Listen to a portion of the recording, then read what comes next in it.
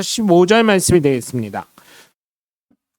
로마서 2장 13절에서 15절입니다. 한 절씩 교독하겠습니다. 하나님 앞에서는 율법을 듣는 자가 의인이 아니요 오직 율법을 행하는 자라야 의롭다 하심을 얻으리니.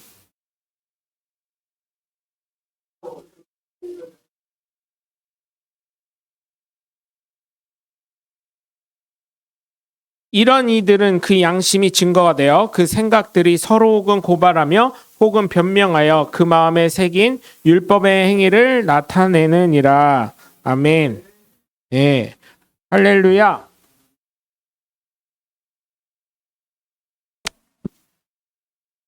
할렐루야. 예. 율법과 믿음의 차이가 무엇이 있습니까? 오전에도 얘기했지만 다른 것이 아닙니다. 그냥 이제 간단하게 말씀을 드리자면 율법은 행위에 관한 것입니다. 그죠? 행위. 율법은 뭔가를 해야 돼요. 행동적으로 나타나야 돼요. 그래서 예수님이 꼬집으신 게 뭐예요? 생각을 꼬집으셨잖아요. 그죠? 무슨 말씀인지 이해하시죠? 친구 보고 욕하면 어떻게 해요? 그 친구를 살인한 것과 똑같다고 하셨어요. 그러나 믿음은 그냥 예수 그리스도의 보혈의 은혜와 십자가의 공로인 것이에요. 그리고 율법은 내가 행한 거기 때문에 누가 부각이 돼요? 나예요, 나. 행위 자체가 나기 때문에 내가 부각이 돼요. 내가 잘나서 그런 거예요. 그런데 믿음은 오직 예수 그리스도만 나타날 수밖에 없는 것입니다. 왜? 내가 한 것이 아니니까. 예수 그리스도의 십자가의 공로니까. 또한 율법은 어때요? 법이라고 하는 것처럼 정해진 법이에요. 그래서 아무리 많은 것을 다 지켰음에도 불구하고 오전에 말씀드린 것처럼 딱 한 가지만이라도 어기면 어떻게 돼요? 죄인이 되는 것입니다.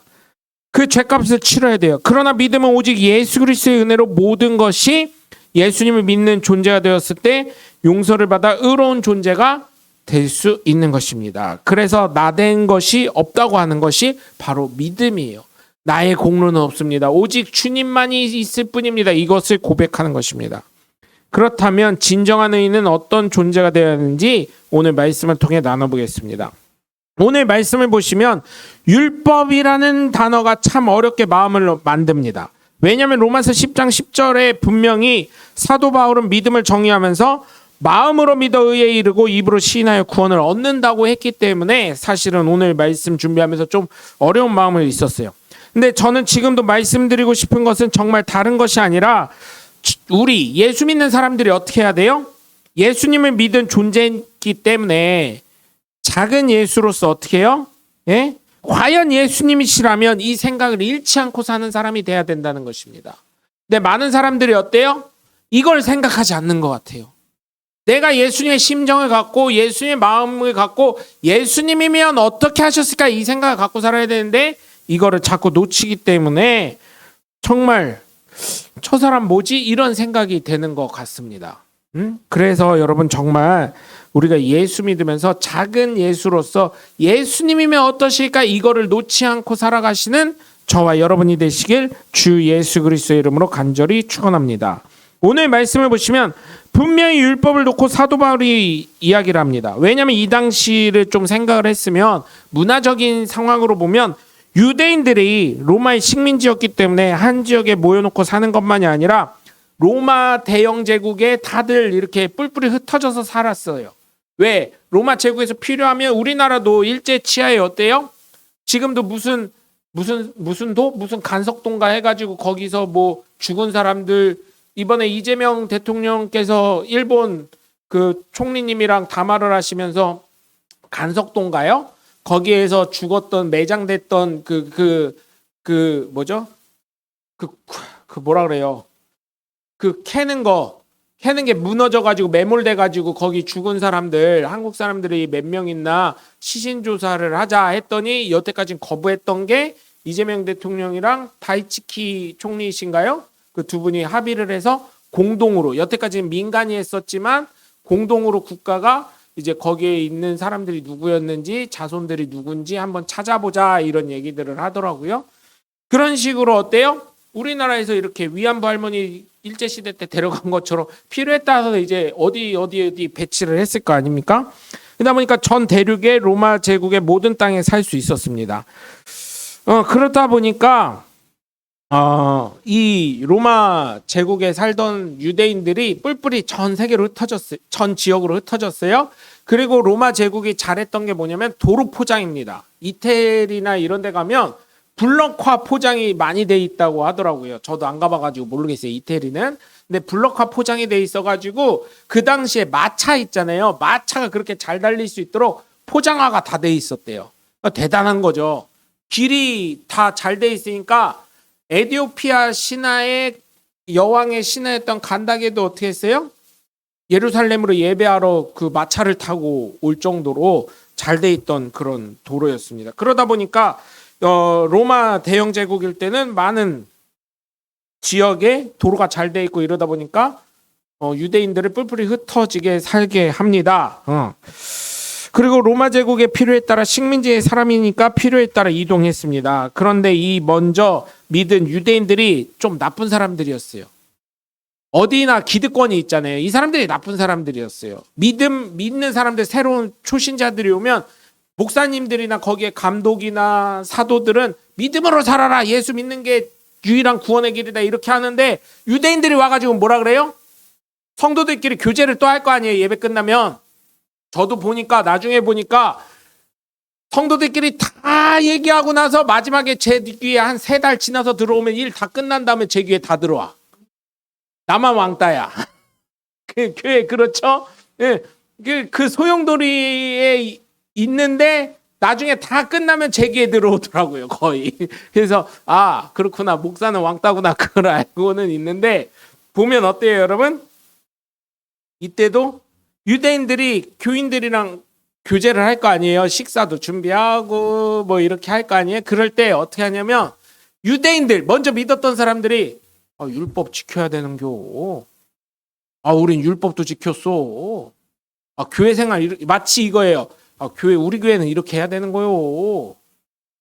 이러면서 기득권 하는 거 있잖아요. 그래가지고 어떻게 했어요? 저희 교회도 밥하라고 했다가 그죠? 제가 몇 번 얘기하지만 밥하라고 했는데 그 전주까지는 잘 왔어. 잘 얻어 먹었어 그분.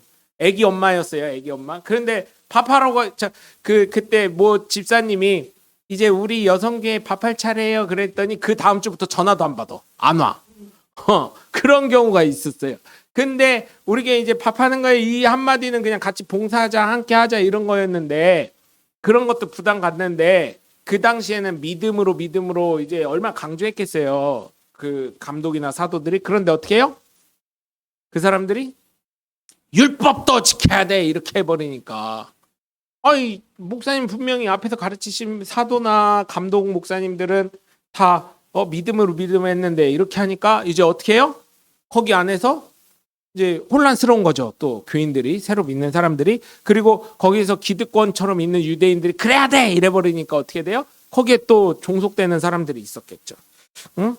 자꾸 자신들의 과거사인 율법을 지키지 않으면 예수 믿어봤자 소용없다는 식으로 이중적인 잣대를 들이대니까 율법적인 행위를 자꾸 가르치니까 교회에 문제가 되고 있는 거예요.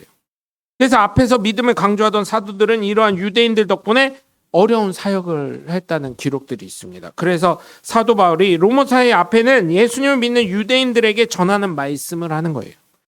그래서 사도 바울이 자꾸만 유대인들의 모습이 말로는 100점인데 삶은 그렇지 않으니까 듣지만 말고 너희도 행하는 사람이 되라고.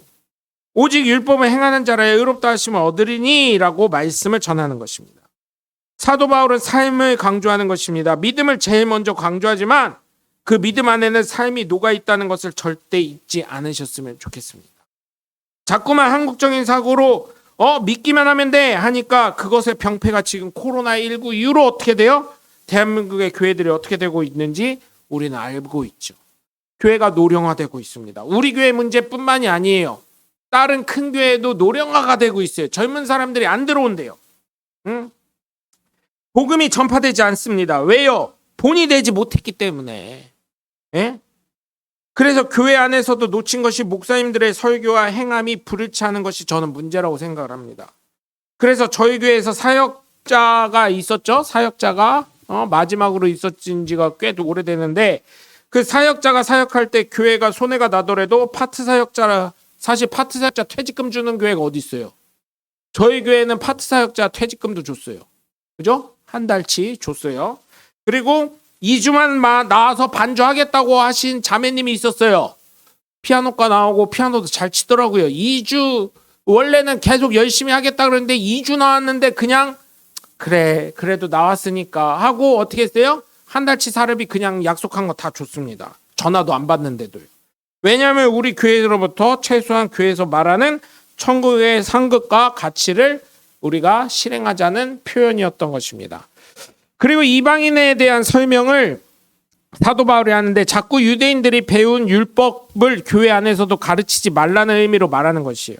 어차피 이방인들은 예수를 믿는데 그들에게도 하나님이 주신 율법이 있는데 그게 뭐라는 거예요? 자신의 양심이라는 거죠. 여러분 양심이라는 것이 있잖아요. 이 양심을 따라서 이방인들이 자신의 삶의 수준을 결정짓는다는 것을 이야기합니다. 그렇기 때문에 유대인들아 자꾸만 이방인들에게 그리고 교회 안에서 교인들에게 너희가 지금까지 배우고 고수한 율법을 가르치지 말라고 하는 것이에요. 그렇죠? 왜냐하면 그 나름대로의 저도 그 얘기는 저는 그거는 인정을 합니다. 교회 안에서 일정한 룰이 필요한 건 맞아요. 그런데 제가 말씀드리고 싶은 것은 룰이 있다는 건 맞지만 그게 꼭 정답이냐는 거예요. 시대가 변하면서 달라지고요. 문화가 틀려지면서 또 달라지는 것들이 있잖아요. 그렇죠? 그때는 맞았고 지금은 틀리다 그런 얘기가 있듯이. 그렇기 때문에 여러분 예수님을 믿는 믿음 안에서 우리에게 주어진 양심과 신앙을 가지고 바르게 신앙생활하도록 우리가 모범을 보여야 될 줄 믿습니다. 그래서 새로 오신 저희 교회 이번에 어쨌든 새로 오신 권사님 계셔요. 근데 아무 얘기 안 하잖아요. 부담 없이 그냥 다니시게. 저희 교회는 부담 없이 다닐 수 있는 교회가 됐으면 좋겠습니다. 어느 누구나 그냥 들어왔을 때 편안하구나 이런 느낌을 가지셨으면 좋겠고, 두 번째로는 부담 없이 제발 그래서 제가 생각하는 게 제 목회 적어놓진 않았지만 제 목회의 첫 번째가 내가 하기 싫은 일 그 사람도 하기 싫어한다 이거예요. 네? 그렇잖아요? 내가 하기 싫은 일 그 사람도 싫어한다. 그럼 어때요? 여러분 중에 내신 헌금 갖고 사람 불러서 쓰면 되는 거예요. 아까도 전기 하나 나갔었는데 이게 뜨끈뜨끈 하더라고요. 제가 할 수 있는 건 또 하는 거예요. 그걸로 또 돈을 아낄 수 있는 거니까. 또 안 되면 또 어쩔 수 없이 전문가 불러야 되는 거죠. 그죠? 누구 다치는 것보다 나니까. 네. 그래서 여러분 정말 부탁을 드리는 건 의인은 다른 것이 아니라는 거 여러분 정말 기억하셔가지고 누구를 정죄하는 게 의인이 아니에요. 그건 하나님이 하실 일이지 내가 할 일이 아니에요.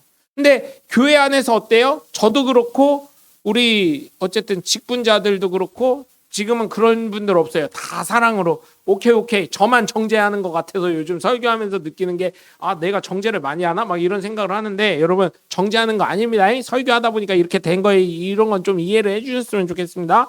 근데 의인이 다른 거 아니에요. 지난주에 말씀드렸던 것처럼 첫 번째 뭐예요? 예수 믿는 게 의인이다. 예수를 바르게 믿는 게 의인이다.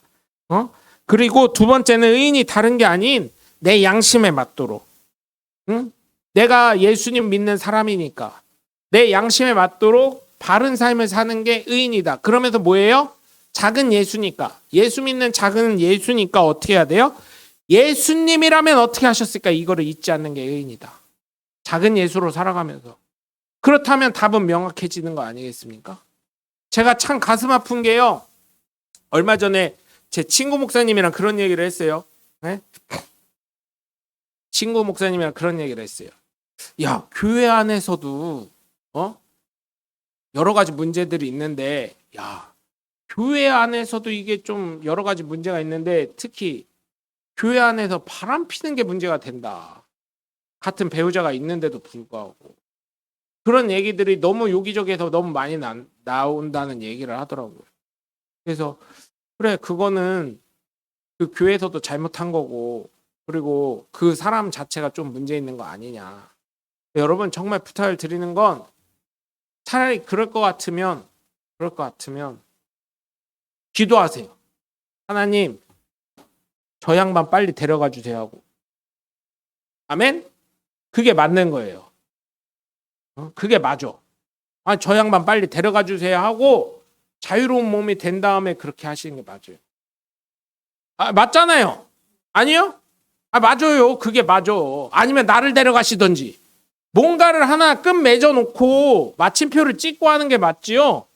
그렇다고 여러분 이혼은 하지 않으셨으면 좋겠어요. 개인적으로. 자녀들이 뭐가 돼요? 자녀들이 사실은. 제가 그때도 말씀드렸죠. 어떤 분이 저한테 목사님 누구 소개 좀 해줘요 해서 알았어요. 소개 좀 해드릴게요. 왜냐면 그 집이 좀 돈도 있고 이 분도 돈이 있는 분이거든요. 근데 이제 그러시는 거예요. 저 몰랐죠. 그분이 그런 분인지. 근데 그분이 그 소개를 해달라고 하면서 뭐라고 하냐면 근데 한 가지 흠이 있어요. 제가 그때도 말씀드렸죠. 흠이 있어요. 이러는 거예요. 뭔데요? 뭐 어디가 편찮으세요? 그랬더니 전 전혀 생각 안 해요. 이혼을 한번 했어요.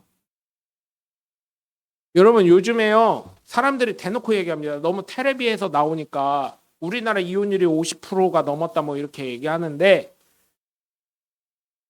이혼 안 한 가정이 더 많아요. 네? 이혼 안 한 가정이 더 많고 그리고 그거는 여러분 생각해 보세요. 두 가지 의미가 있습니다. 많은 사람들 앞에서 공헌을 한 거예요. 많은 사람들 앞에서 약속을 한 거란 말이에요. 그리고 그걸 축하하기 위해서 물론 밥을 내가 사주긴 했지만 축하하기 위해서 그 사람들이 시간을 내고 증인이 되기 위해서 온 거예요.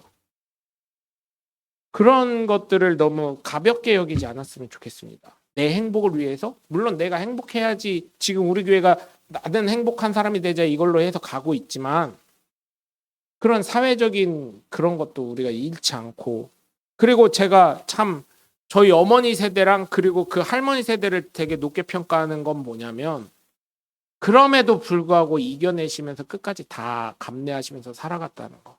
왜 그 할머니랑 그 어머니들은 그렇게 하셨는데 왜 지금 우리 세대는 이런가 이런 거를 좀 반성을 하게 됩니다.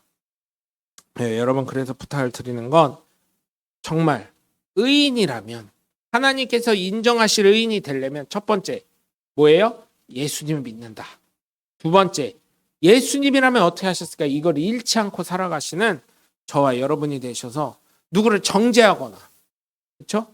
로마 교회에 먼저 믿었던 유대인들처럼 율법 믿어야 돼 이렇게 하는 율법을 행해야 돼 뭐 이렇게 정죄하지 말고 왜냐하면 하나님과 나와의 관계는 어떻게 돼요? 예수 그리스도를 믿음으로 말미암아 나와 하나님과의 관계예요. 옛날에 저 주일학교 때처럼 믿음이라는 걸 한국식으로 사고하니까 아버지들이 주로 뭐라 그랬어요? 우리 마누라 치마끈이나 바지 끄댕이 잡고 올라가면 되지 뭐 이렇게 했는데 아니요. 하나님과 나와의 관계일 뿐이에요. 1대1의 관계라는 거예요. 그래서 정말 여러분 부탁드리는 건 정말 내가 예수 믿어서 예수님이 어떻게 하실까 이걸 잃지 않으면서 다른 사람 신경 쓰지 말고 나와 하나님과의 관계가 올바르게 정립되시기를 주 예수 그리스도의 이름으로 간절히 축원합니다. 그것이 진정한 의인의 삶이 되는 줄 믿으시고 여러분 정말 나에게 주신 최소한의 양심이라는 게 있잖아요. 이 양심을 돌보면서 나는 예수님 믿는 존재라는 것을 늘 기억하면서 예수님이면 어떻게 하셨을까 그 생각을 잃지 않으시는 하나님의 바른 의인들 되시고 행복한 사람들 되시길 주 예수 그리스도의 이름으로 간절히 축원합니다. 기도하겠습니다.